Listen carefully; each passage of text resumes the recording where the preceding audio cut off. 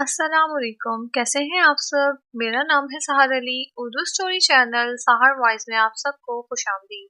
हमारी वीडियोस आपको अच्छी लगे तो वीडियोस को लाइक करके चैनल को सब्सक्राइब कर दें और नई आने वाली वीडियोस के अपडेट के लिए बेल आइकन को प्रेस करें। ये स्टोरी हमें कश्मीर से हमारे लिसनर ने अपनी भतीजी की भेजी है, जो उसकी सच्ची कहानी।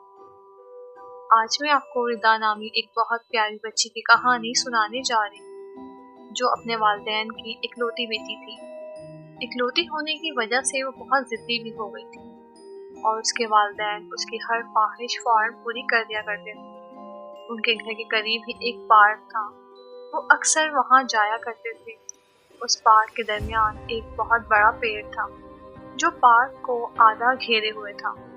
इस पेड़ के बारे में मशहूर था कि वहाँ जिन्नात का पूरा खानदान आबाद है।